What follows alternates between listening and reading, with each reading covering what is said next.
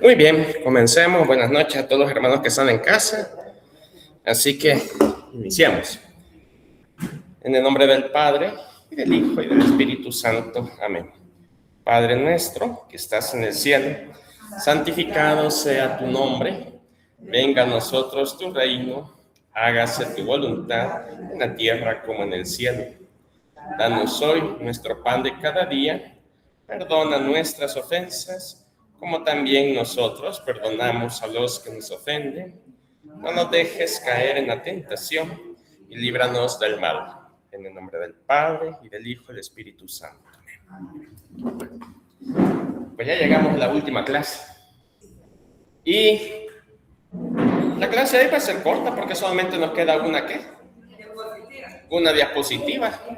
Entonces el tiempo que reste, pues aprovechen para terminar de leer el libro que ya tienen que presentar la próxima semana. Bueno, entonces nos habíamos quedado en el tiempo y lugar de composición del Evangelio de Lucas. El Evangelio de Lucas se redactó con seguridad después del Evangelio de Marcos, eso definitivamente. ¿Verá por qué? ¿Por qué podemos afirmar que el Evangelio de Lucas se redacta después del Evangelio de Marcos? Como referencia de Marcos. Exacto, porque lo utiliza como fuente. Como fuente. ¿Va? Muy bien. El logion apocalíptico de Marcos 13:14. ¿Qué será el logion apocalíptico? Logion. ¿Qué es logion? Palabras, exacto. Entonces, estas palabras apocalípticas que encontramos en Marcos 13:14 se reproducen en Lucas 21:20, con clara alusión a la destrucción de Jerusalén, que ya había acaecido. Estamos hablando que la destrucción de Jerusalén se produce alrededor del año 70. ¿Y qué encontramos ahí en Lucas 21:20? Cuando veáis a Jerusalén sitiada por ejército, sabed que está cerca su devastación. Es decir, pues que este versículo de Lucas 21:20 da pie a poder ya afirmar que la destrucción de Jerusalén ya se había dado, ya se había producido. Muy bien. Y unos versículos más adelante también se dice, en el versículo 24, y Jerusalén será pisoteada por los paganos hasta que la época de los paganos llegue a su término. Lucas 21:24. Es decir, pues que también se habla nuevamente de Jerusalén que será pisoteada. También en 19:43 y siguiente se alude inequívocamente a la destrucción de la ciudad. ¿Qué nos dice 19:43 y siguiente? Porque va a llegar un día en que tus enemigos te rodeen de trincheras, te sitien, aprieten el cerco, te arrasen con tus hijos dentro y no dejen piedra sobre piedra, porque no reconociste la oportunidad que Dios te daba. Entonces ahí también se nos vuelve, ¿qué? Hablar de destrucción. Por consiguiente, o sea, con base a todos estos versículos, por consiguiente, el Evangelio de Lucas tuvo que componerse después del 70. El 70, ¿qué ocurrió? Dijimos, la destrucción del templo, la destrucción de Jerusalén. Puesto que el evangelista escribe quizá al mismo tiempo que Mateo, aunque con independencia de él, prácticamente pues son ¿qué? Contemporáneos. Habrá que señalar los alrededores del año 90 después de Cristo como fecha de su composición. Entonces, el Evangelio de Lucas lo situamos ¿qué? En el año, la composición del Evangelio de Lucas, en el año 90. Muy bien. Ahora hablemos del lugar en que fue escrito. No podemos averiguar cuál fue el lugar en que esto ocurrió. El llamado prólogo antimarcionita. ¿Qué dijimos del prólogo antimarcionita? Eso ya lo habíamos hablado, el prólogo antimarcionita.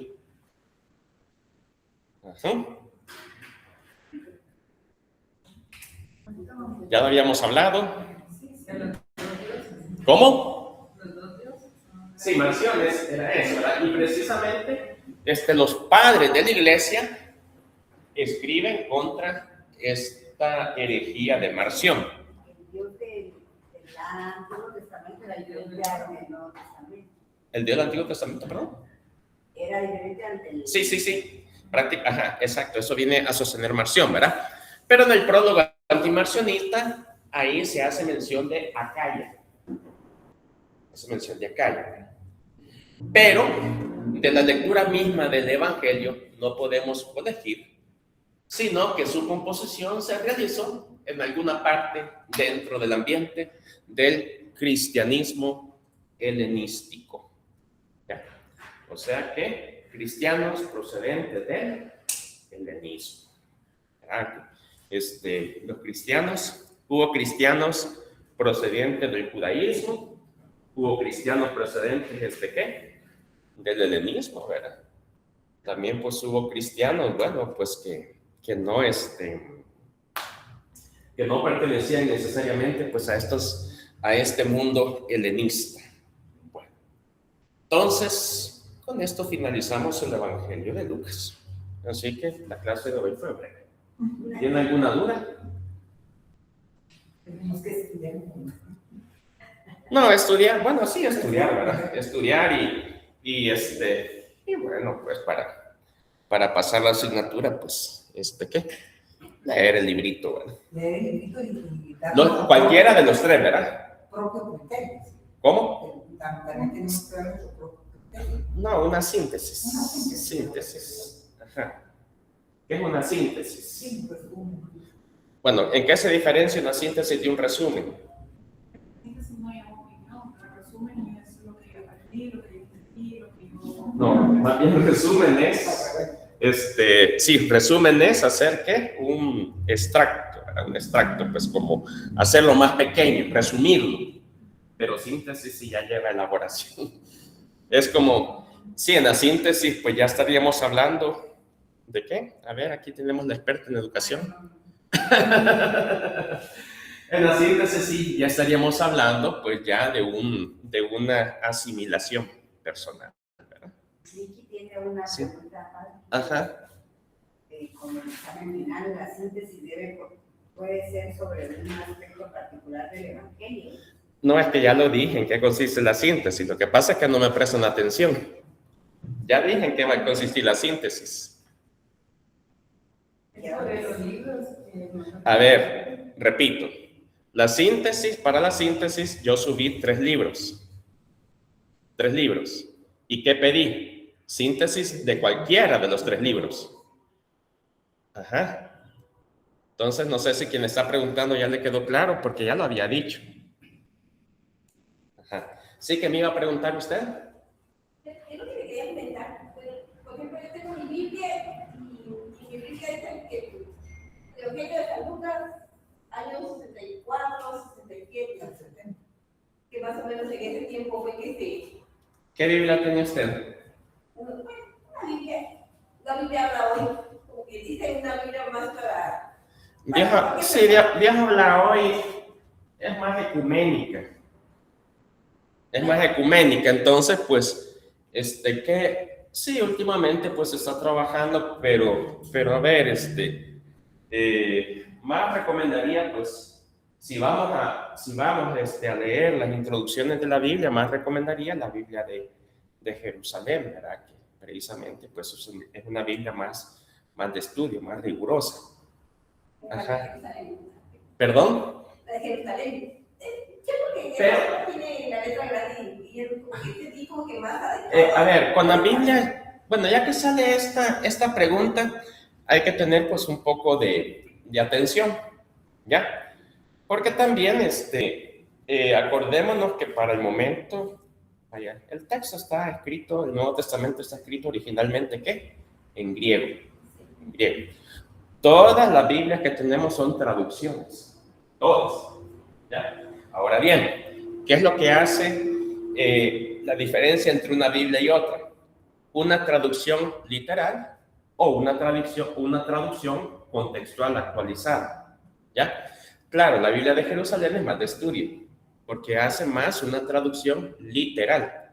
Y claro, por eso cuesta comprenderlo más, ¿verdad? Porque ella pues quiere darnos a comprender, o quiere darnos a entender precisamente el griego, ¿verdad? En cambio, pues vaya, ya tenemos las Biblias más que hacen una traducción más dinámica, contextual. Y ahí, pues, de entre las Biblias católicas, la más reconocida es, pues, la latinoamericana. Aunque ahora también, pues, está la Biblia de nuestro pueblo, que ha sido, pues, revisada por un excelente biblista, Luis Alonso Chequel. Pero está también, la Biblia esta de la casa de la Biblia, que hacen traducciones más dinámicas, ¿ya? Por ejemplo, ¿qué? Bueno, si vamos a leer el Quijote de la Mancha, a Don Quijote, ¿verdad? Claro, si lo leemos pues así en el castellano que fue escrito, sí, ¿verdad? Uno tiene que ahí pues hacerse un poquito, pues poner un poco de atención, ¿verdad? ¿Y qué quería decir? Pues aquel castellano, ¿verdad? Entonces, claro. Ahora pues puede haber que exista una edición, ¿qué? Una edición donde reescriban y lo pongan pues en un castellano más dinámico, es decir, que lo podamos comprender en este tiempo, ¿verdad? Entonces, eso es lo que hace la diferencia entre la Biblia, ¿verdad? Dios habla hoy, no mucho, como le digo, es más de las asambleas de Dios, ¿verdad? Sí, o sea, se puede, pero, a ver... Es como la completa escritura y los testigos de la letra más. Sí, por las letras, pero también hay que tener en consideración, ¿verdad? Precisamente. Pero para el trabajo, yo no les pido utilizar la Biblia, sino que para el trabajo, el examen final es hacer una síntesis de cualquiera de los 3 libros. Ajá.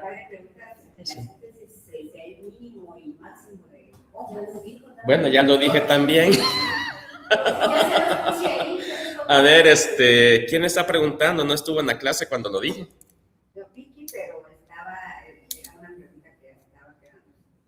Sí, lo dije. Bueno, dije que quería, ¿qué? 2 hojas, 2 páginas, o sea, pues, es que es una síntesis, ¿verdad? Es una síntesis, no es un resumen, claro. Si fuera un resumen, pues entonces se pediría más, ¿verdad? Es un resumen. Pero es que aquí estamos hablando de una síntesis. Y quien maneje, pues, puede hacer también un mapa mental, que un mapa mental, pues, es otra forma de hacer síntesis, ¿verdad? Una síntesis puede ser narrativa o puede ser también a través de un mapa mental. Si a alguien pues se le facilita mapa mental, hago un mapa mental. Muy bien. ¿Alguna otra duda?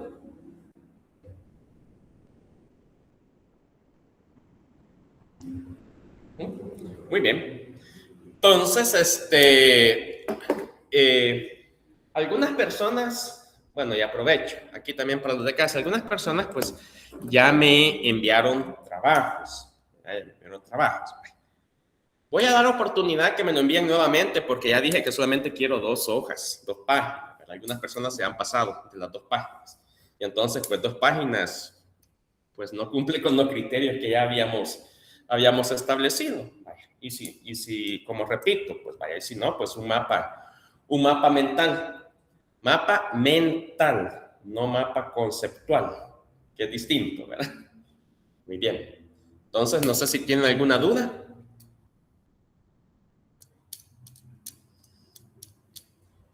¿No?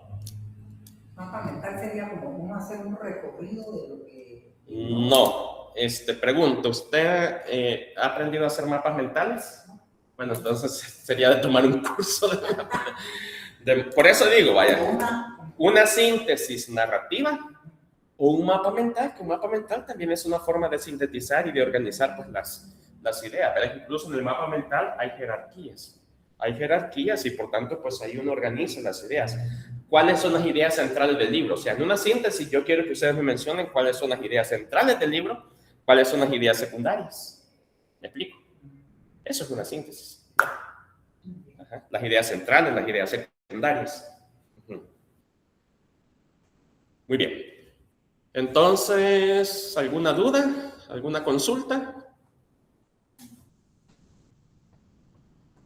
¿En casa alguna duda, alguna consulta?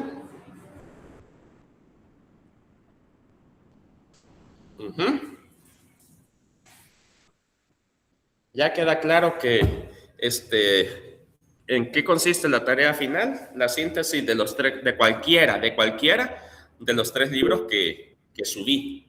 ¿Ya? ¿Todos tienen los 3 libros que subí? ¿Sí? Bueno, entonces se trata de leer pues el librito y hacer pues la síntesis. Y los que no, algunos me han escrito, yo se los mandé por Google Drive, se los puedo reenviar por el Drive, pero que me escriban a mi personal. ¿Cómo? Algunos sí me han escrito que no los pudieron descargar, entonces yo se los puse en Drive para que pero me entienden que decir porque no le puse. Quienes no tengan los libros, Carmencita solicita que le escriban a ella y así pues ella los conecta con el enlace en un Google Drive. Ay, perfecto, excelente. Muy bien. Bueno, pues entonces, ¿alguna otra duda? Sí, Padre, si se hizo el trabajo, ¿se le puede pedir feedback o no? ¿Cómo? ¿Se le puede pedir a usted retroalimentación? Bueno, sí. Sí, podemos hacer retroalimentación, ¿verdad? Y sobre todo, a ver,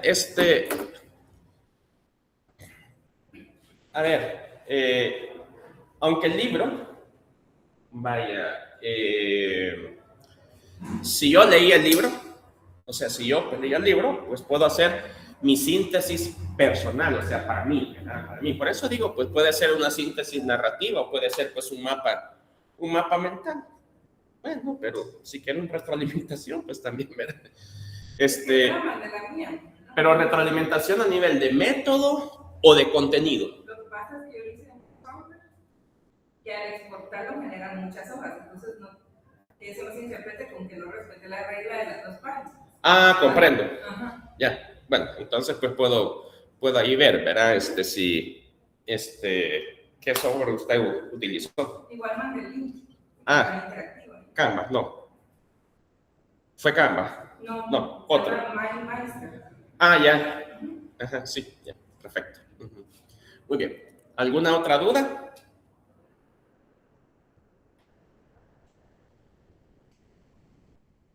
Muy bien, pues entonces ya no tenemos más que hablar. Ya terminamos. ¿Cómo? Ya terminamos todo, ¿verdad? Entonces, a ver, recapitulemos. ¿Qué vimos en este curso? Comenzamos viendo qué. Pero antes del problema sinóptico. La fuente, la teoría de las 2 fuentes.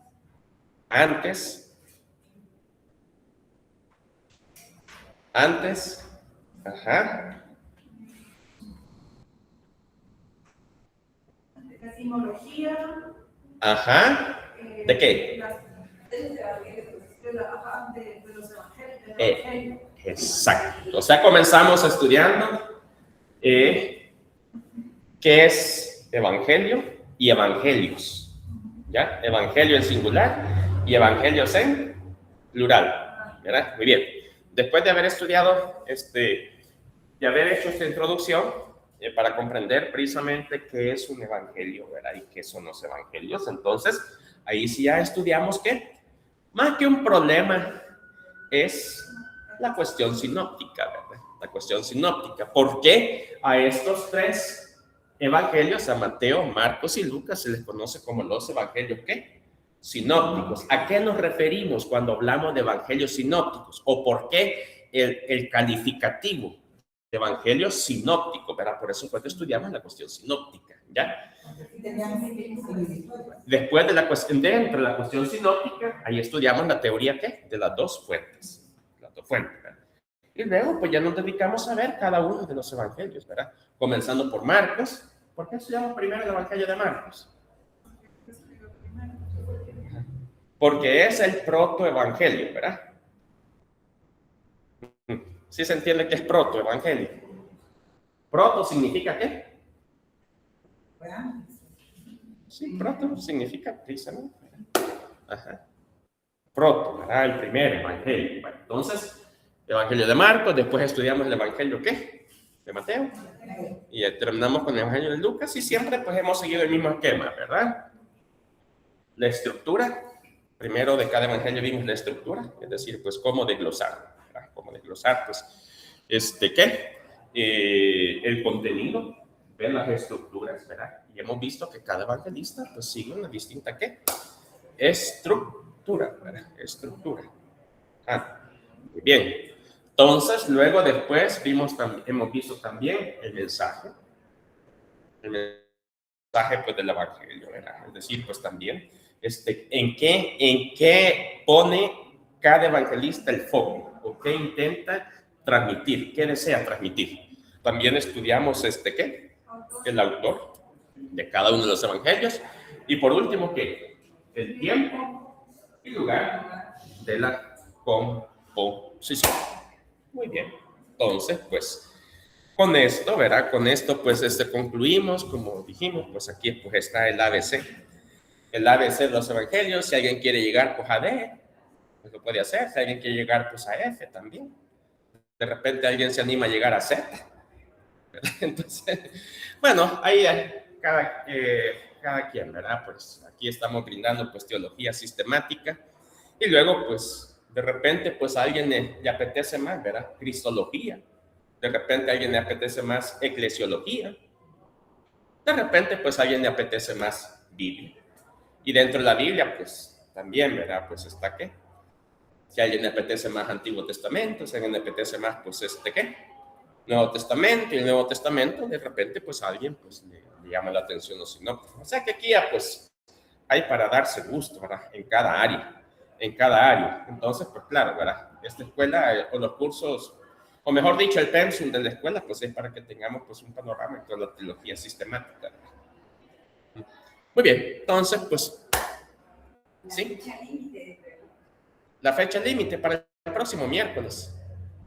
Sí, o sea que el próximo miércoles, hoy terminamos clase, próximo miércoles pues es la fecha de entrega y por tanto es la fecha límite. Ujú. Muy bien. ¿Alguna otra duda en casa?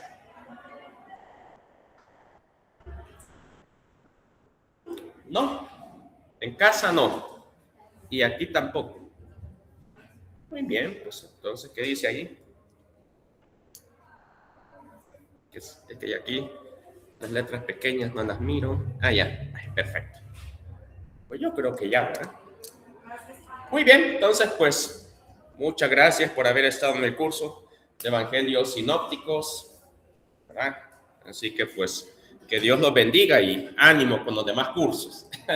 Bueno, feliz noche, se cuidan. Feliz noche.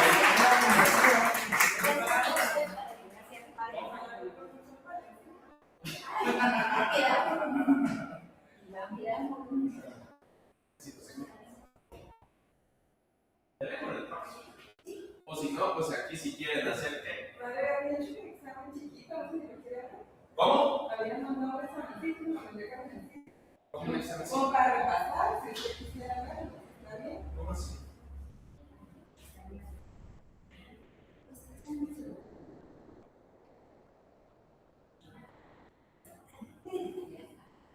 Pero no para que valga puntos. Usted como una cita así para usted. Ajá, yo hice para estudiar acá. Excelente. Sí, excelente. Ajá. Sí, o sea, yo lo que te di como para evaluar es sí. Decía yo, pues usted lo quería usar aquí como recurso didáctico. Como recurso didáctico. Bueno, podemos utilizar. Si usted quiere para decir. Pero ahorita ya le dije de que ya le dejo de paso. Y es que tenemos que bajar el tanto. Perfecto. Bueno, pues se cuidan, feliz noche. ¿Tienen actividad? Sí. Me tengo que conectar y se me va a olvidar. Se me olvida conectar.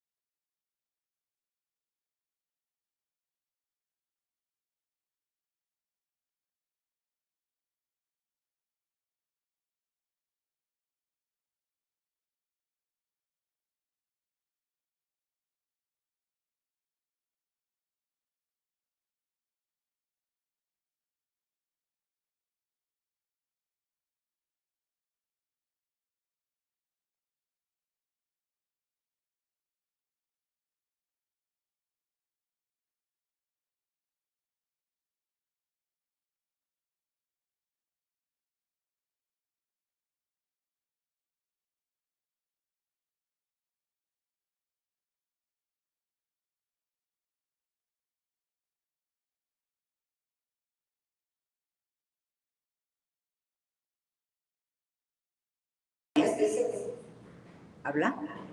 Sí. Pero mejor que venga.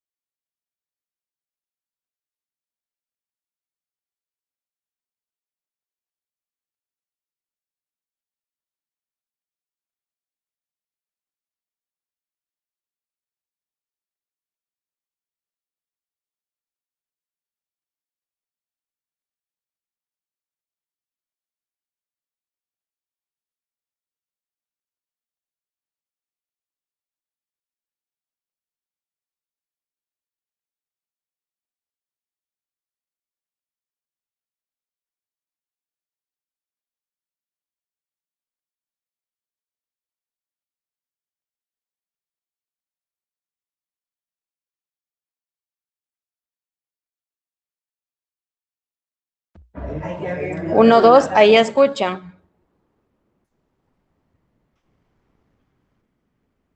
Sí. Ahora sí. Gracias, hija. Gracias. Ahora tu presentación. Sí, bien, entonces como decíamos, vamos a ver, no sé si les puedo mandar el cuadro después para que vean cada quien, porque sí tengo varios que solo tienen 5 puntos, solo tienen una actividad. Entonces sí, bueno, vamos a comenzar. Bien, nos quedamos en el trabajo de la mujer y ahorita vamos al trabajo infantil. El trabajo infantil es una explotación a la niñez, porque realmente, como decimos siempre, los niños no pidieron pedir. Los niños, ¿por qué tienen que comenzar a trabajar a temprana edad? Y esto es una forma de violencia hacia ellos. Yo sé que muchos lo hacen por necesidad, definitivamente, ¿verdad? Pero esto no debería de pasar.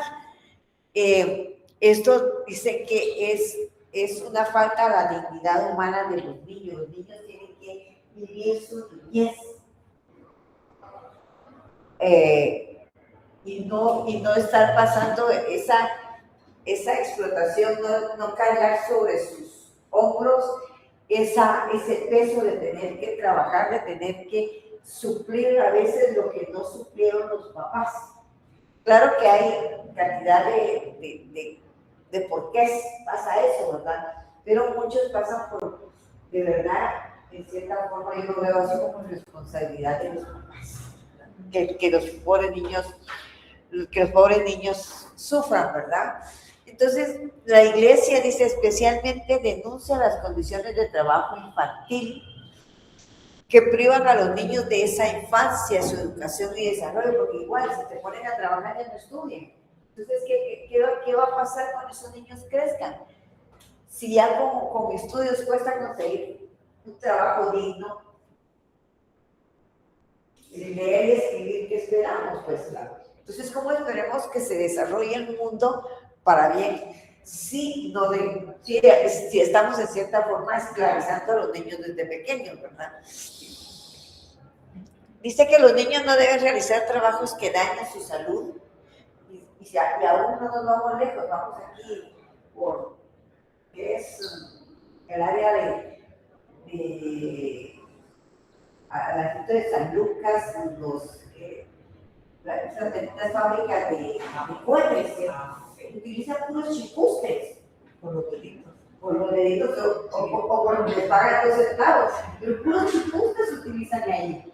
¿Y cuántos accidentes que han dejado mutilados a los que les va bien, no sé si, y cuántos muertos en eso? O sea, ahí están atentando contra su salud, contra su desarrollo, contra su vida, contra su vida. Entonces, igual que no dejan desarrollarse en su inteligencia intelectualmente y su crecimiento emocional y espiritual termina siendo nulo. Entonces, pero eso, la iglesia, la doctrina de la iglesia dice que todo eso no debe de suceder. Y no, pues, bueno, digo, no nos vamos lejos, porque aquí mismo en Guatemala, pero nos damos cuenta en otros países que también son, los pobres niños son los que trabajan mejor, ¿verdad? Aunque en algunos países hay ciertos trabajos ligeros y adecuados que ayudan en la formación y el apoyo, nunca deben convertirse en explotación.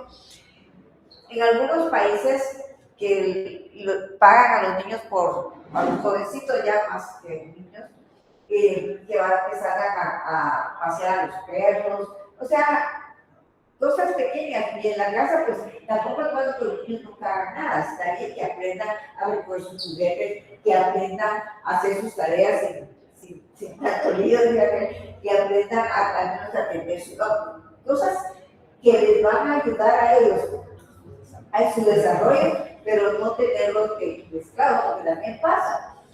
Ahí tienen la marimba de hijos y la más grande es la que le hace de mamá. Ya cuando ella es el hombre llega a tener hijos, ya detestan a los niños. Tanto que chilló, o sea, y a la hora conmigo no es mamá, es madrastra, porque en su afán de todo, también, ¿verdad? Dice que los niños deben de tener derecho a crecer, estudiar, jugar, soñar. Y hay que darles un futuro con dignidad, no con trabajo. Porque como digo, sí sucede un poquito bastante. Y luego hay que es un tema bien sabroso, grande y bien fuerte, porque realmente lo vivimos aquí en Guatemala. Oímos las noticias de todo lo que pasa en Estados Unidos con los inmigrantes. Y si vamos al otro lado del charco, también nos pasa en España, en Francia, con todos los que se vienen de África, por los mismos problemas. Vivimos en un mundo donde realmente nos cuesta y no hay mucho de dónde agarrarse para salir de ese hoyo en el que vive la gente, en esa pobreza. Entonces, tratan de emigrar. La inmigración debería o debe de ser una oportunidad de desarrollo, tanto económico como social, ¿sí? El famoso sueño americano, que realmente para muchos es una pesadilla, no un sueño, que dice para los Estados Unidos. Dice, muchas personas emigran buscando mejores condiciones de vida, un mejor trabajo debido a la pobreza y la desigualdad que existe entre países. En muchos casos, los inmigrantes realizan trabajos necesarios en sectores donde falta mano de obra local, y es lo que pasa, por ejemplo, con los inmigrantes en Estados Unidos. Van a hacer lo que los norteamericanos no hacen. Pero aquí tendríamos que aclarar que estamos hablando de los que se van con permiso. No. Es que fíjate que aquí bueno, yo también adelante, pero por ejemplo el 5 dice que tienen que tener los mismos derechos y condiciones laborales de todos. es que Pero para empezar no le van a ir bajo los derechos legales. Entonces, lo que pasa es que volvemos a lo mismo. Este es un libro que la iglesia pide y según la doctrina así debería de ser. Entonces estamos hablando de lo que debería de ser, de lo que ideal, y hablamos por otro lado de lo que pasa. Que realmente vamos a blanco y a negro, ¿verdad? Es muy poca la tonalidad que hay. Y es cierto, no es lo mismo emigrar a otro país cuando tú vas legal, ¿sí? No es lo mismo. Por ejemplo, pero ahí sí usted tiene el derecho de la igualdad. Sí. Pero si usted está viendo ahí que se mete y como curioso, no es justo que No es usted vaya justo. a pretender que me traten como ciudadana. Y todo el mundo piensa en los estados, pero Alemania, Francia, Francia, España, es Nueva Zelanda, donde quiera que usted se vaya, si usted va y se va ilegal, ¿cómo puede ¿cómo puede pretender tener derechos de alguien que sí hizo todo el papeleo, que escribió, que etcétera y todo? Sí, Que paga impuestos, que... Eso, miren, yo por el trabajo en la casa, porque el trabajo de Otto, estuvimos, por ejemplo, en México, estuvimos en Honduras, y estuvimos por un montón de países, pero ya nosotros. Y sí, nosotros llegamos a un hotel y estuvimos 2 meses como que ustedes eran pero teníamos todo eso de parte de la compañía, ¿no? Y sí, como se no es lo mismo que si me voy de mojada para México y estoy 2 días ahí para trasladarme a los Estados Unidos. Entonces, esto es lo que la iglesia en la doctrina pide. Que pase como todas las leyes. Son otros 20 centavos. ¿Sí? Y en algunos casos, por ejemplo, los que van a trabajar la tierra, si algunos van legales, porque hay unas empresas que llevan gente, los llevan por 6 meses más o menos, van, trabajan la tierra y los traen, y los mandan de regreso. Que tampoco van en tan buenas condiciones, pero van en mejores condiciones que los que se van ilegales, ¿verdad? Dice que los países receptores deben evitar de toda forma esa explotación laboral contra los trabajadores. Pero eso no pasa. Sabemos que muchas veces cuando saben que son ilegales, si la hora cuesta $10, la pagan en 5 o 4, le va bien. ¿Sí? ¿Y por qué? Porque la gente no puede alegar, porque le mandan a la migra y va afuera. Y tiene razón, no va a ser solo en los Estados Unidos. En Alemania, en todos esos países, como les digo, España y Francia, que tiene gran parte que viene del África, que vienen en balsas también, México, que se vienen los de Cuba, o sea, es una locura. Aún aquí nos vemos todos los venezolanos que hay, por donde quieren que usamos pobres venezolanos, las familias completas, ¿sí? Entonces, están en tránsito, pero varados aquí, porque pasar para allá es bien difícil, ¿verdad? Entonces, lo que nos dicta este documento es que deberíamos tener, los inmigrantes deben de tener y recibir los mismos derechos y condiciones de los que trabajan nacionales, sin discriminación. Pero como digo, esa es la doctrina, eso es lo que la iglesia persigue y eso es lo que la iglesia pelea muchas veces. Es lo que pelea, que traten a la gente con esa dignidad que debe de ser. Es importante, dice, regular la inmigración con justicia, equilibrio, respetando siempre la dignidad humana. Los gobiernos de cierta forma quieren regular la inmigración, pero la verdad que los rebasa la inmigración por todo lo que pasa en los países, la inmigración los rebasa.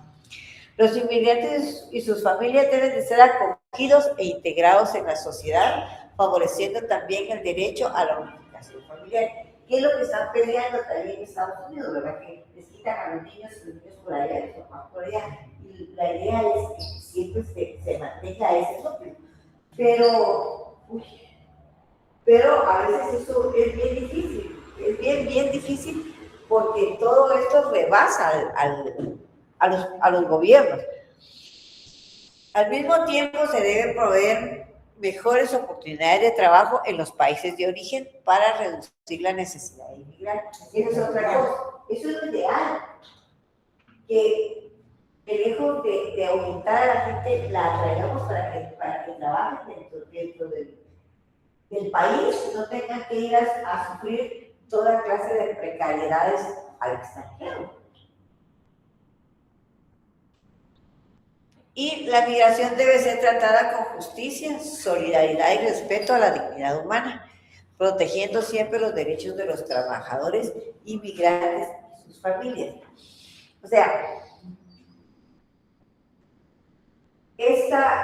este libro, este código, si lo queremos ver así, trata de normal, de cierta forma, todo lo que pasa a nivel mundial, porque nosotros tenemos una versión de Guatemala, que es la que, pero esta versión, este documento es a nivel mundial, o sea, es del Vaticano y ellos lo han intentado normal y ellos es como la jurisprudencia con la que trabaja el Vaticano. Y eso es lo que nos da a todos, porque la Iglesia siempre trata de ser, que todos seamos tratados igual. Entonces, esto es un llamado a los países, tanto los que sacan gente como a los que la reciben, aunque sea la fuerza, pero la reciben.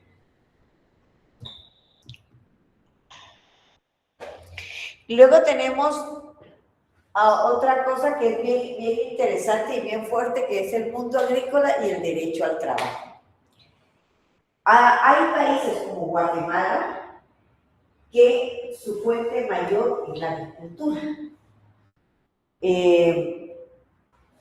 Nosotros, por ejemplo, en verduras, somos exportadores principalmente para Centroamérica y algo de Estados Unidos también y otros países. Entonces, esto es de gran importancia social, económica, cultural, y dice que la agricultura enfrenta muchos desafíos debido a la globalización y a los cambios sociales y culturales. ¿Por qué? ¿Por qué a la globalización? Porque hay países que han logrado desarrollar más la agricultura, mucho más. Por ejemplo, Israel ha logrado hacer ser grandes productores de alimentos para sostenerse en el lugar tan árido que es.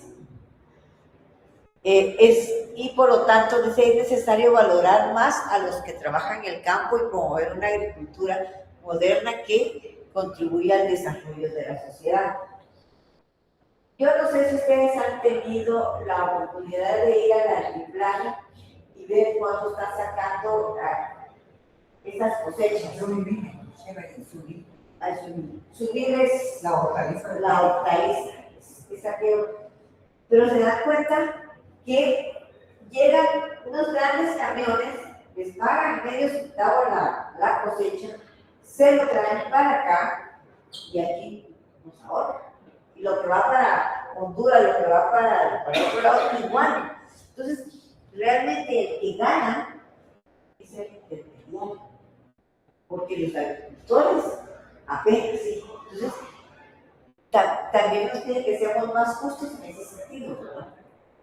Es lo que debería entrar el gobierno, realmente. Debería de entrar el gobierno, debería de entrar el gobierno ahí el mar.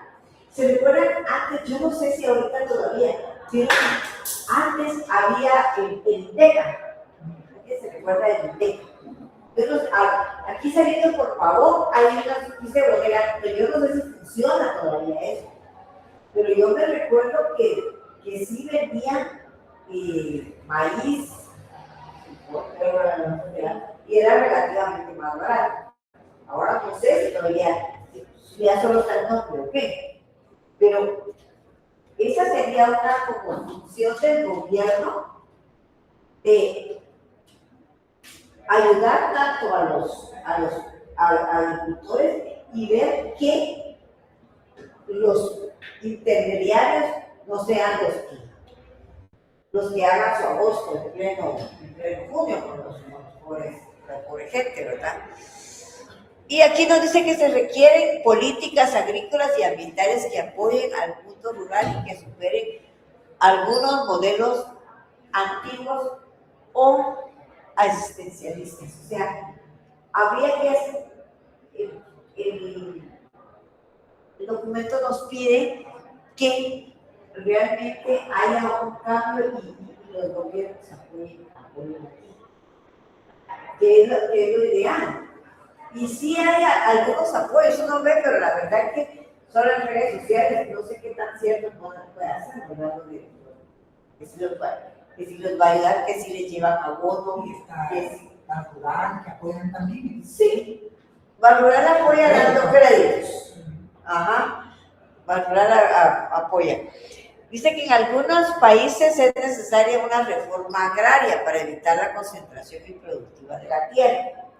En Guatemala, si vamos a la historia, en el 45, si no estoy mal, hubo una reforma agraria, pero igual se quedaron un montón de terratenientes. Y eran un montón de terratenientes, en su mayoría alemanes. Entonces, Y ellos vendían su tierra también porque les había tocado su parcela. si miren, La vendían. cuando estuvimos viendo Honduras, había un problema con unas parcelas. Y lo que pasó fue que el gobierno hizo una reforma agraria y les dio sus parcelas a la gente. ¿Qué hizo la gente? Vendió sus parcelas, se las vendió a una. Y claro, ellos ahora tienen buena parte de Honduras. Entonces, los papás vendieron y después los hijos están haciendo un gran relajo. Porque quieren que les devuelvan las tierras que según ellos son de ellos, pero los papás las vendieron. Y así pasando aquí en Guatemala. Cuando el gobierno repartido, solo lo reparten y después lo venden. Entonces ya se quedan otros terratenientes con otro montón porque lo compran a precio de gana. Ajá, entonces ese es el problema, pero tendría que ver, no sé, es que aquí hay mucha tela que cortar, mucha tela que cortar y son cosas que no podemos solucionar desde aquí. Y dice, la redistribución de las tierras puede ayudar al desarrollo económico y mejorar las condiciones de vida de las comunidades. Ese es el ideal, que también era parte de todo lo que peleaban en aquel tiempo de la guerrilla y todo. Pero lo peleaban y a la vez sacaban huyendo a un montón de gente de sus lugares por la guerra. Entonces, o sea, es solo llevar, cada quien llevaba a su molino. Y dice que deben de cosas importantes es la capacitación agrícola, la investigación, el acceso al crédito, los servicios sociales y la infraestructura rural. Y esos sí son caminamientos, como que había aldeas así donde dejó tirado el país de no sé quién, que sí tenían su producción, pero ¿cómo la sacaban? Entonces, poco a poco sí han habido, se ha abierto infraestructura, pero estamos también todavía nos falta mucho, pero sí se ha abierto un poco. Dice que el trabajo agrícola debe de ser protegido y valorado, promoviendo una agricultura justa, moderna, sostenible y que favorezca el desarrollo humano y el bienestar de las comunidades rurales. Ahí es donde nos pide que hayan otro tipo de organizaciones, pero miren, o sea, no toda Guatemala, pero sí hay. Por ejemplo, en Sololá hay en algunos pueblos donde hay unas asociaciones que sí, las cooperativas que sí ayudan y que sí trabajan con los campesinos, que sí van y les enseñan a hacer esto, les enseñan a hacer lo otro, y entonces tienden a ser ellos mismos sostenibles y sostenibles sus comunidades. Pero sí se van dando en comunidades, por así decirlo, pequeñas en ciertos lugares. La reforma agraria no solo es una necesidad económica y política, sino también una obligación moral. ¿Por qué? Porque aquí nos habla de la justicia social y es que el reparto de las tierras, el reparto de nuestra casa común, ¿verdad? Para que todos tengamos algo de donde trabajar y todo.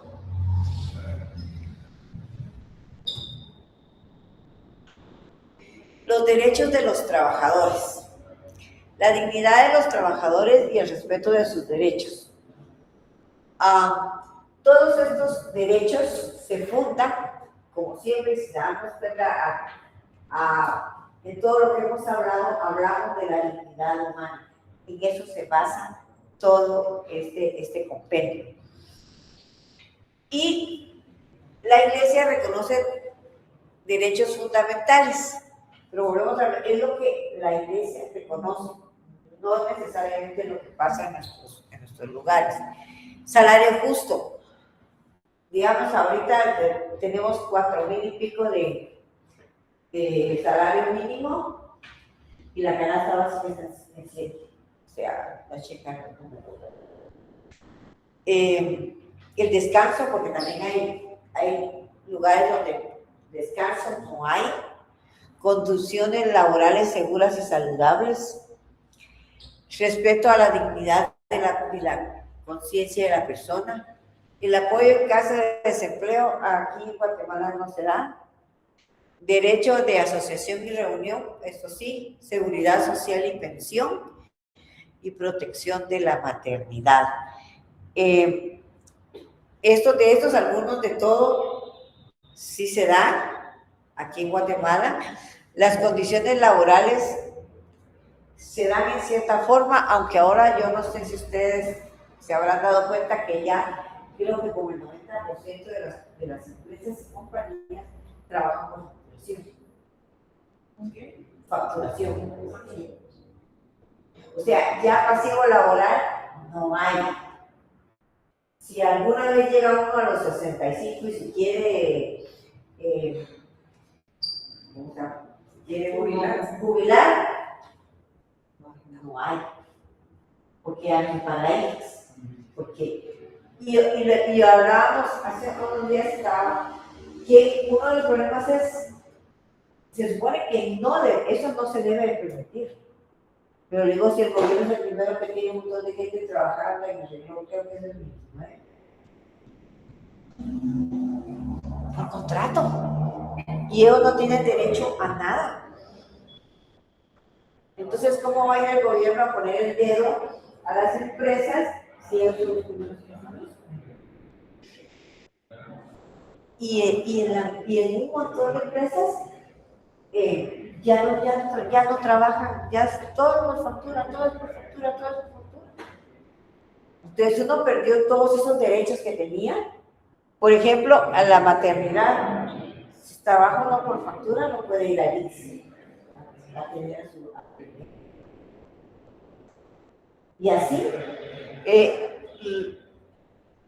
lo ideal es que realmente respetáramos todo eso. De los gobiernos, porque dice que comenzando por los gobiernos y las compañías. Dice que el trabajo jamás debe de poner en riesgo la salud física ni la integridad moral de las personas. Pues con salarios injustos, porque como no son salarios de hambre, la falta de lo que hablábamos, la falta de las garantías laborales, la ausencia de representación, porque realmente ahora es bien difícil formar ¿cómo le llaman estos? Ay, perdón, la palabra se me fue. Un sindicato, porque la verdad es que los sindicatos empiezan por un lado y terminan en otro. Y las condiciones inhumanas de trabajo, principalmente en construcción a veces. Lo que yo les comentaba la vez pasada era que no estoy hablando cuentos, o sea, va uno a la torre y ve que los pobres trabajadores están almorzando ahí sentados ahí. O sea, son cosas que no deberían de pasar y que el gobierno no debería de permitir. Pero no. Nos pide el derecho a una remuneración y distribución de la renta. Ellos nos piden que las compañías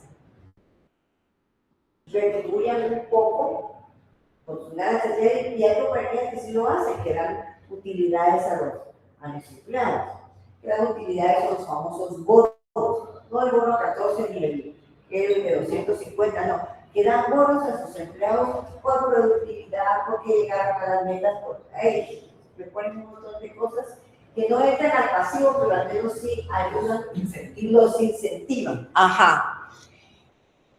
Y que la distribución se debe basar en la justicia social, en la dignidad de la persona, en las necesidades y méritos de las personas, porque hay gente que de verdad trabaja, y hay otros muchos que pero hay otros que sí. Y en cada oficina se encuentra uno o dos. Y trabajadores de la calle, ¿no? Sí. Y las políticas sociales deben favorecer una distribución más equitativa de los recursos y oportunidades. El trabajo debe ser remunerado de manera justa para garantizar la dignidad humana y promover la sociedad equitativa y solidaria. Y aquí nos damos cuenta. Tenía un gerente que ganaba 20,000, lo hacen chinche por 2 recién graduados, le pagan 4,000. Así es, Ahora ese es el negocio. Donde trabajaba Otto, tenía una política y el que llegaba a cierto nivel de lo que ganaba, lo jubilaban, por así decirlo. Entonces ya traían, ya venían, pero ellos sí traían marcas, porque ellos ya tenían gente que ya estaba haciendo training y todo para subirlo. Pero igual, o sea, qué bueno subir, pero llegas a un momento que te dicen adiós, porque ya nos cuestas mucho.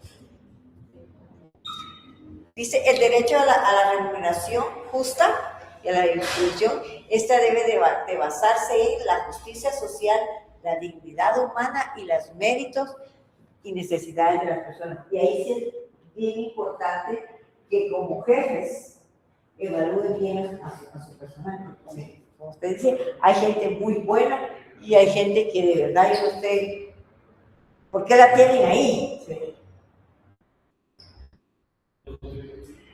El derecho a huelga.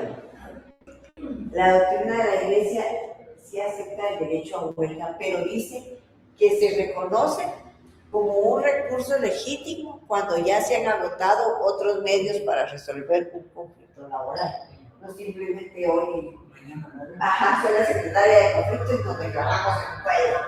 No es así, tiene que ser cuando ya se ha agotado mucho, se ha hablado, se ha dicho y nada, entonces sí ya se va a huelga si lo acepta.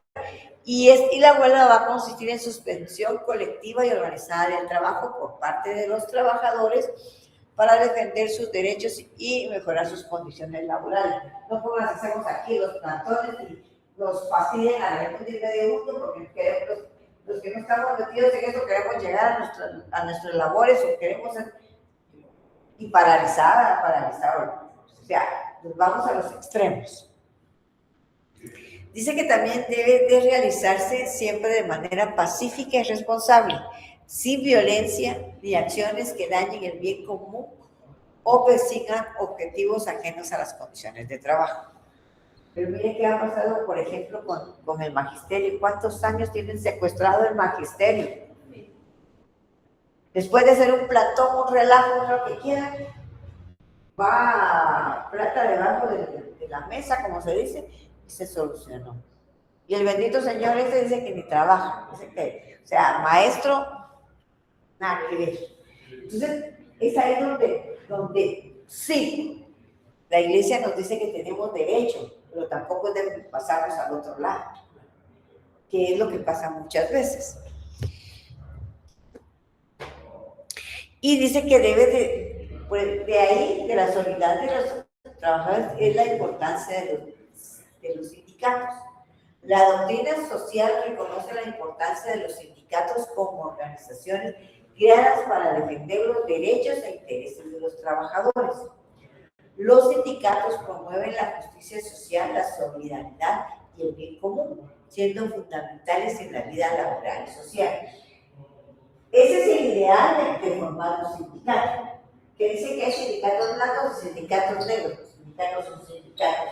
Es como cuando hay una mentira blanca y una mentira negra. Mentira es mentira. Punto. Entonces, pero la idea es de apoyar a todos sus compañeros, no solo llevar agua a su molino, es lo que termina pasando. Y hemos visto sindicatos que han hecho quebrar compañías, por eso les tienen pánico los sindicatos de las compañías, porque les han hecho quebrar porque se plantan. La enseñanza social de la Iglesia destaca que las relaciones laborales deben basarse en la colaboración y no en el odio o la lucha entre trabajadores. se da mucho. Y empresarios, ya que tanto el trabajo como el capital son necesarios para la producción. O sea, si no hay trabajo, puede tener mucha plata, pero de nada sirve. Si no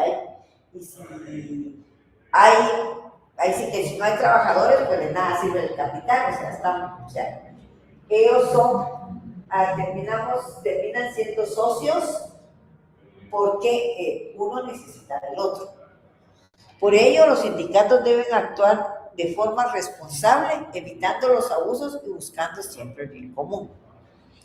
Además de defender los derechos laborales, los sindicatos tienen funciones de representación, educación y participación en el desarrollo económico. Deben colaborar con otros sectores de la sociedad e influir en las autoridades para promover condiciones laborales justas, sin convertirse en partidos políticos ni depender de intereses políticos. Porque cuando ya empiezan a trabajar con las cosas políticas, ya todo ya se terminó de enredar y de armar. ¿Por qué? ¿Por qué no? Entonces, ¿cuál es la representación? Defender y representar los derechos. La educación social, formar conciencia social y promover valores de la justicia y solidaridad. Y la participación se debe de participar en el desarrollo económico y social y en la construcción del bien común. Y debe de colaborar e influir con las autoridades. Eso es lo que se pretende que hagan los sindicatos y que es por lo que la doctrina de la Iglesia sí apoya. Hay otras nuevas formas de solidaridad. La globalización y los cambios en el mundo laboral exigen que los sindicatos se renueven y amplíen su apoyo a nuevos grupos de trabajadores, como empleados temporales, desempleados, inmigrantes y personas que han perdido su trabajo por falta de la actualización. Porque si pasa mucho, que se llega a un tope, como ya no se actualizó, ya no terminó, y entonces se quedan sin trabajo. Entonces, ahí es donde los sindicatos deberían de ayudar y apoyar. La doctrina social destaca que la solidaridad debe centrarse siempre en la dignidad de la persona trabajadora y en mejorar sus condiciones de vida y trabajo. Por ello son necesarios nuevos movimientos de solidaridad entre los trabajadores y hacia quienes más lo necesiten. Además, las asociaciones de trabajadores deben asumir mayores responsabilidades en la construcción de condiciones económicas, sociales y culturales que permitan a todos ejercer dignamente el derecho al trabajo. También se hace necesaria la actualización de las normas laborales y los sistemas de seguridad social para responder a las nuevas realidades de trabajo. Esto muchas veces lo hace de la mano de lo que es recursos humanos, también como ayuda a los trabajadores a tener mejores ambientes de trabajo, mejores condiciones, remuneración y todo. Y esto requiere inclusión, o sea, debería ser a todos, y lo que pasa es que generalmente cuando es sindicato, solo los que están adscritos al sindicato tienen derecho a un montón de cosas, los demás no. Eso es una de las cosas que da, y debería de ser todos incluyentes, sí. La solidaridad, nuevos movimientos de solidaridad entre trabajadores y hacia quienes más lo necesitan. Debemos de tener una participación activa en la construcción de una sociedad más justa y equitativa. Y eso de actualizar normas laborales y sistemas de seguridad social adaptados a las nuevas realidades de trabajo. Porque si nos hemos dado cuenta, después de la pandemia, el ritmo y la forma de trabajo cambió mucho. Ahora hay mucho trabajo híbrido, algunos que son todos en casa, home office, algunos que sí tienen que ir a trabajar sí o sí. Entonces, ese tipo de trabajo, de formas de trabajo, varió mucho a partir de la pandemia y también de la tecnología, porque ahora, antes si uno quería llevarse la computadora, tenía que ir jalando aquí, el instalador de la descarga, de quien movía eso. Ahora uno anda con la computadora para arriba y para abajo, ¿sí? Entonces es más fácil, y con las conexiones de internet, es una rapidez tremenda y estamos ahí sí que en tiempo real generalmente. Y entonces se da mucho lo de trabajar fuera de, hasta entre países, pues ya no es como antes que tenían que ir físicamente, ahora no, ahora simplemente se conecta a Zoom o a lo que sea, a Meet, a lo que sea, y se conectan y ahí trabajan. Sí, ya es. Y de ahí viene lo que son las redes NOVA, que no es más que los cambios, las nuevas realidades que tenemos en el mundo. Y, por ejemplo, aquí en Guatemala y en otros lugares están las pequeñas y medianas empresas que son las pymes, que los bancos son los que más trabajan con ellas, los bancos, las cooperativas y todo eso, que es para ayudar a que se desarrolle la gente. La mayoría de ellas trabajan con pequeños y medianos empresarios y con gente de trabajo independiente o con emprendedores que nos ayudan a desarrollar sus ideas. Lo único de aquí es que también debe reconocerse el valor de las pequeñas empresas, el trabajo independiente, aunque se advierte sobre los riesgos de explotación. ¿Por qué? Porque en esas empresas pequeñas no tienen sustento para pagar, por ejemplo, ni el mínimo. Entonces, estos son parte de los riesgos. Por eso es de que puede ser explotación o salarios injustos o un empleo inseguro, por lo mismo, como se está emprendiendo, se está empezando, en un momento a otro tronó el negocio, entonces se queda sin trabajo, ¿verdad?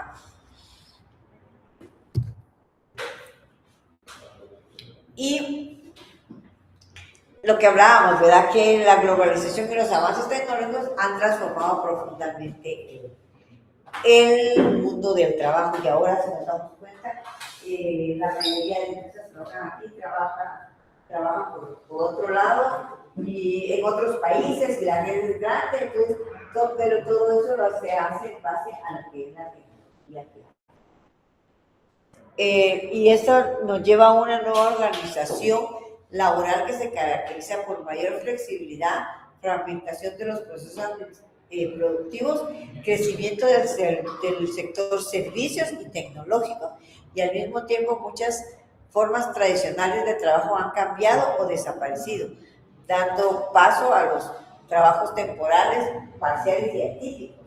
O sea, lo que antes uno quería trabajar, tenía que ir a la empresa, tenía que ir a la oficina, tenía que presentarse y estar sentada las 8 horas ahí. Ahora ya no, ya como les decía, con trabajos híbridos, que unos días van, que otros días no van. Y eso les ha ayudado a las empresas porque ya no tienen, muchos ya no tienen lo físico, que era plata, estaba ahí, lo tienen. Ajá. Donde yo trabajé muchos años, era grandísima la casa, grandísima. Y éramos como 50 empleados, entonces era grande. Ahorita, hasta donde sé, tienen una oficina pequeña y todos trabajan de su casa. Solo para ir a la reunión con clientes, habrá reunión, me imagino que, pero ya no. Entonces, cada cliente de su casa. Entonces, eso les ha quitado costos. Una empresa así, ¿Sí? Chiquita, pero todo ajá. Sí.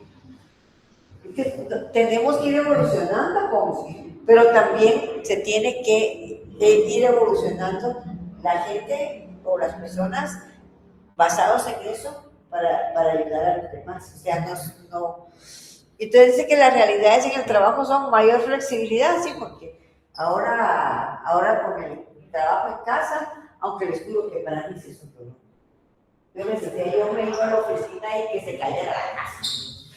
Y ahora, hago desayuno, me siento a trabajar, a las 12 menos cuarto yo estoy ya en el almuerzo, principalmente cuando está Otto en casa. Otro también trabaja, cuando no se deja hasta las 11 de la noche. Porque Otto sí es, cuando él llega a las 7:30 tiene que estar el desayuno servido. 1 de la tarde.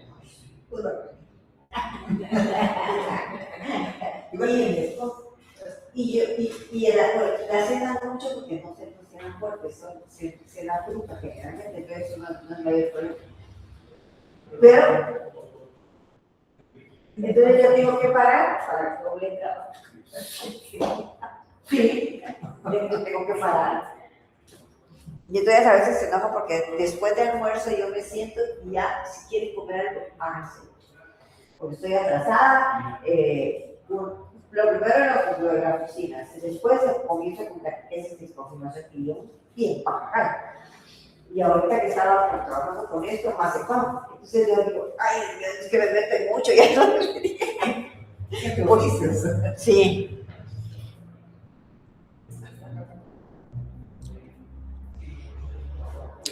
Entonces volvemos a lo mismo, a que dice la doctrina de la iglesia, que todo está cambiando por la globalización, por la tecnología, y el ser humano debe seguir siendo el centro y protagonista del trabajo, no el aparato, no esto. Es cierto que ahora casi no hacemos nada si no lo tenemos, pero sí, el centro de todo tiene que ser el ser humano, y que el trabajo no debe verse solo desde el lado económico, sino como una actividad humana creativa y artística, y que a uno le guste, porque no hay cosa mejor que a uno le guste y que encima le paguen.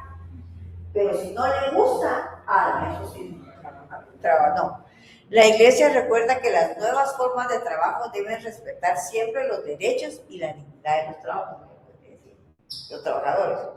Por ello es necesario crear nuevas formas de solidaridad y fortalecer las instituciones que protegen el trabajo humano frente a los riesgos de explotación, desigualdad y precariedad laboral.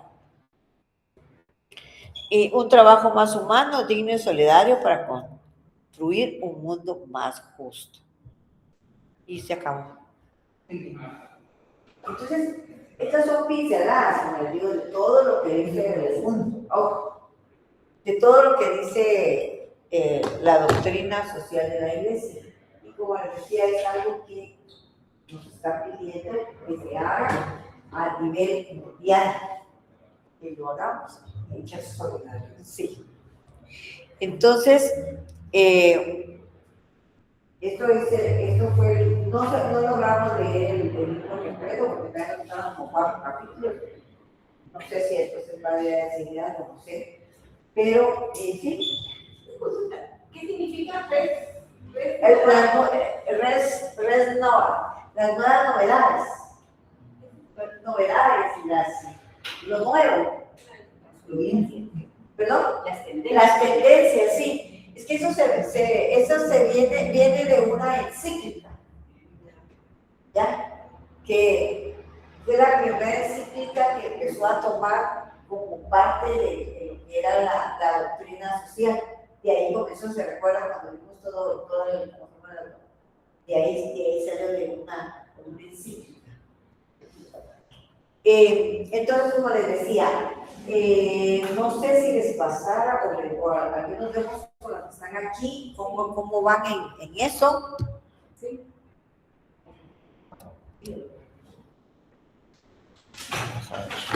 Vamos a ver si puedo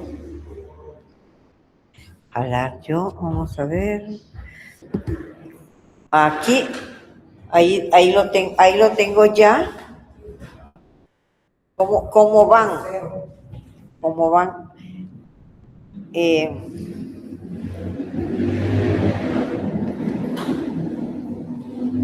Estos son los que yo tengo. No sé si alguno.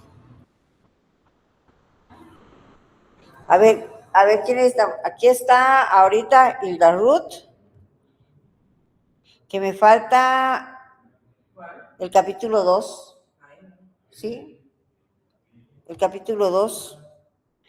eso vamos a ver, que es, era un resumen de media página. Si la mandaste, voy a revisar. Y luego tengo un forms también. Sí, fíjate. De el capítulo 4.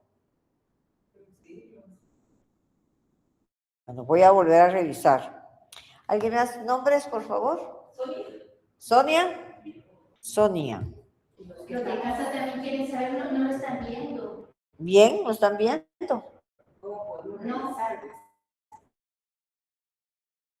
¿Está? no.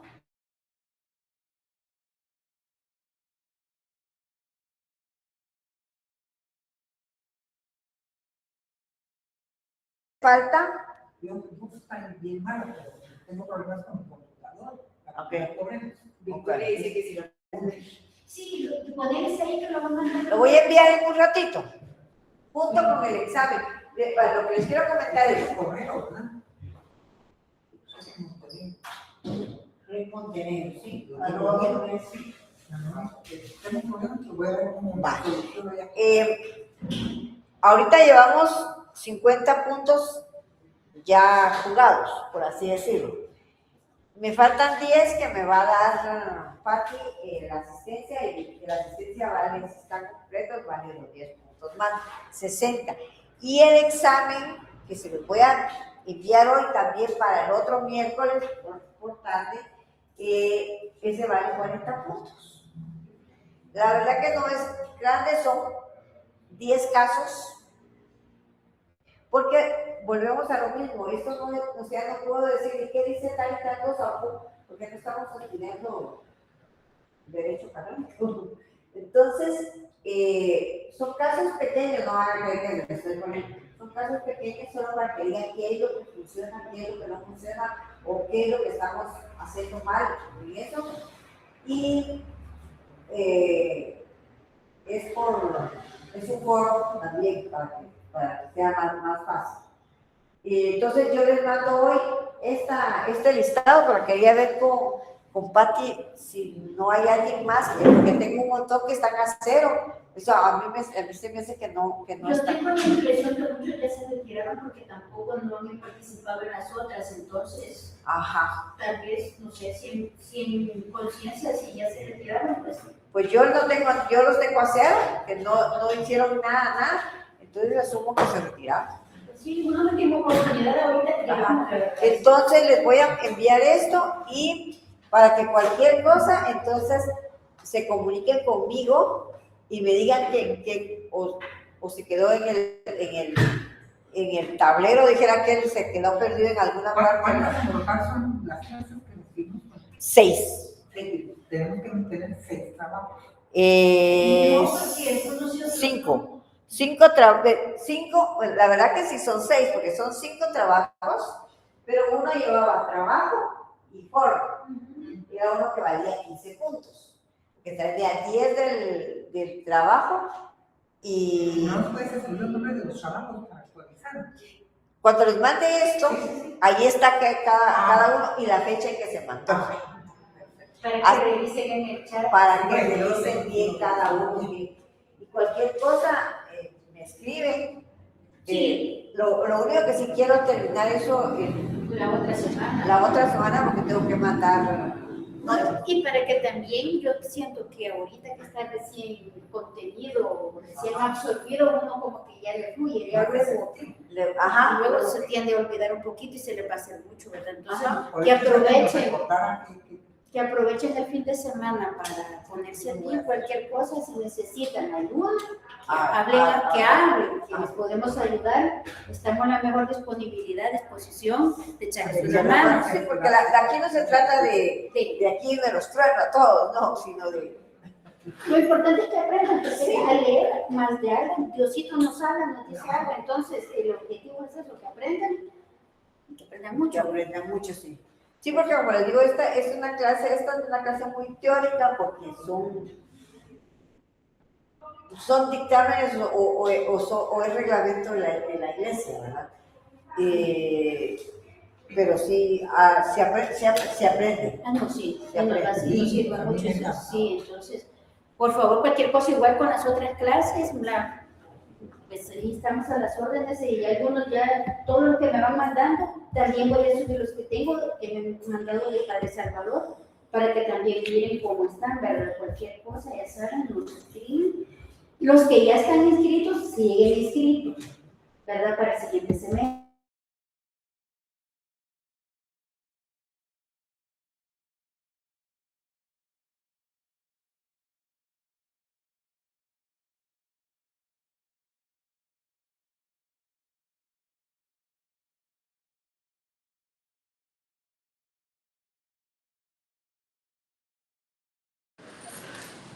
Seguimos el 1 de julio, retomamos el 1 de julio, el link se envía, pero solo para los que no están inscritos.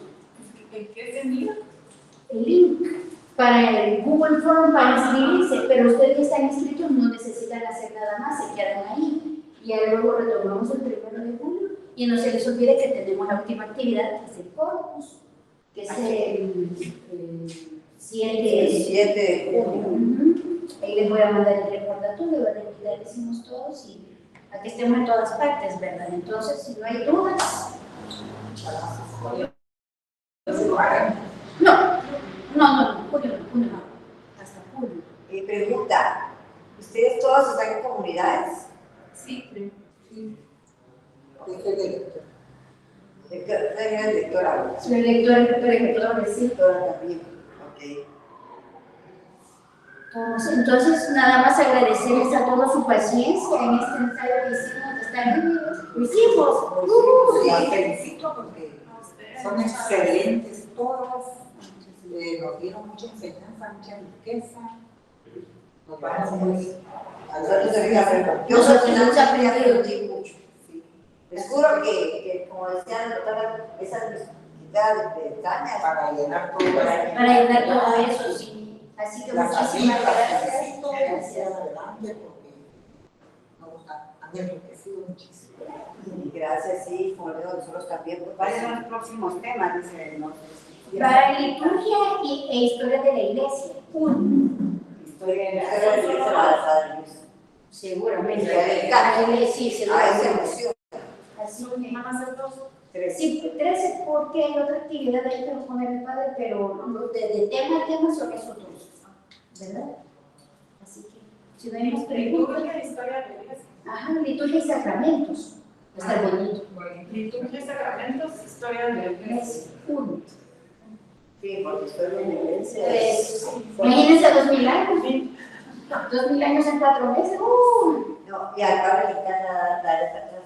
Así que se emociona.